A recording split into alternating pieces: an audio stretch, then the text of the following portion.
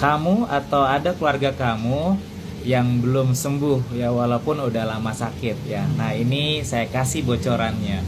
Kalau ada yang sakit sudah lebih dari 3 bulan, apalagi 6 bulan, apalagi 1 tahun, biasanya itu udah bukan lagi masalah fisik.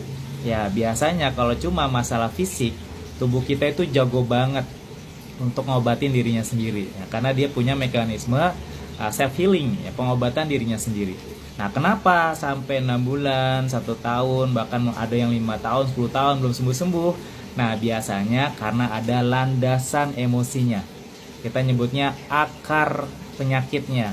Ya, apapun sakitnya, bahkan penyakit berat sekalipun seperti kanker ya, stroke, ya itu sebenarnya seperti daun aja. Ya, dia bukan akar, dia daun ya. Tapi kalau akarnya kecabut, maka daunnya kering dan dia langsung rontok. Nah, apa sih akarnya? Nah, akarnya itu adalah sampah-sampah emosi. Ya, landasan emosi yang membuat penyakit itu nggak mau keluar dari tubuh kita.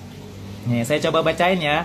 Sebenarnya ini rahasia klinik saya. Dan ini jadi contekan saya setiap ketika ada kasus apapun ya, sakit ya, yang sudah lama nggak sembuh-sembuh, saya nyontek nih. Saya coba bacain ya beberapa.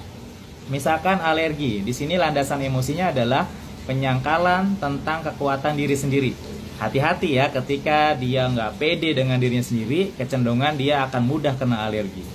Apa nih yang selanjutnya? Asam urat misalkan ya.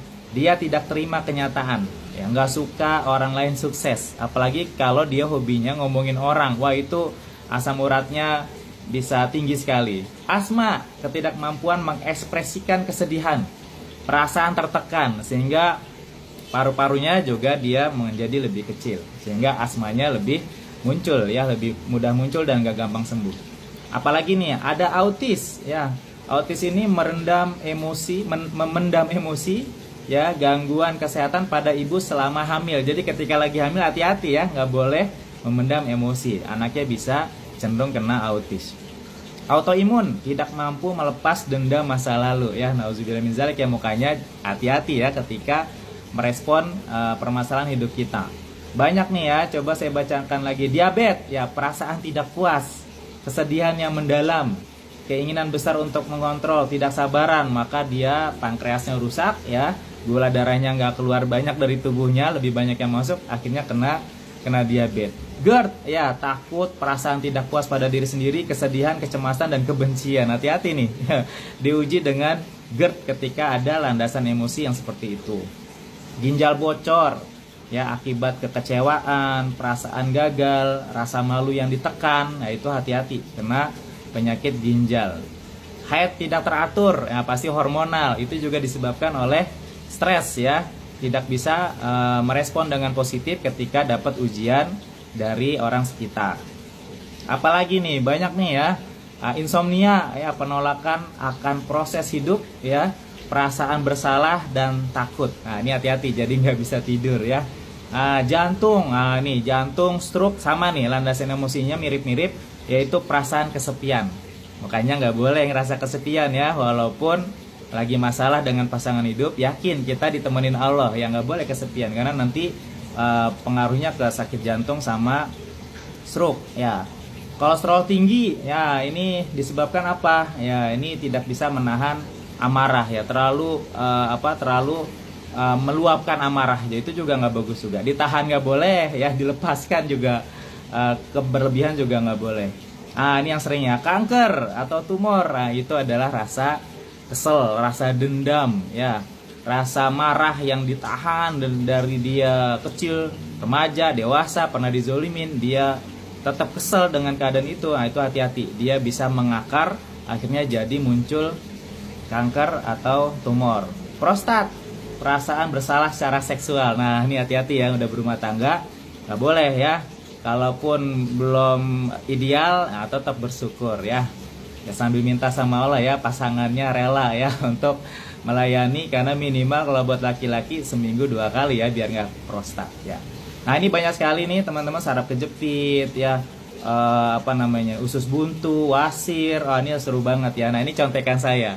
Dan teman-teman semua, kalau kita pahami ini, insya Allah ketika kita dikasih ujian sakit yang nggak lama yang belum yang udah lama nggak sembuh-sembuh, sebenarnya tugas kita bukan hanya ngobatin fisiknya ya, tapi ngobatin secara emosionalnya. Nah, ini saya juga ada contekan nih kayak gini nih. Ini setiap penyakit kita bikin nih kalau di warung sehat ya, untuk kesuburan, untuk GERD, untuk diabetes. Nah, ini kita coba memang memaksimalkan cara pengobatan, bukan hanya ngobatin fisik, tapi yang paling utama adalah akar masalahnya. Nah, teman-teman, kita ngajak teman-teman semua nih, kita adain seminar khusus ya, buat teman-teman memahami konsep ini, sekaligus ada terapinya, ada treatmentnya. Ya, harapannya ketika ikutan seminar ini teman-teman bisa merilis ya, melepaskan, mengikhlaskan ya, membuang sampah-sampah emosi yang ada di diri kita. Nah, dengan itu akar masalahnya keangkat ya, ibaratnya seperti pohon ya, tadi saya bilang ya, penyakit itu cuma daun. Ya, ketika akarnya kita cabut, maka daunnya akan cepat kering. Ketika daunnya kering, dia akan langsung rontok ya dari tubuh kita. Ya, tiba-tiba alhamdulillah misalkan ya, yang insomnia bisa tidur pulas, yang kena kanker selnya langsung hilang atau bahkan mati gitu ya. Karena bagi Allah mudah banget ya. Wa iza faritu fahuwa yasfin, bagi Allah mudah untuk yang ngasih sakit ke kita, dan Allah ngobatin penyakit kita asal akar masalahnya selesai.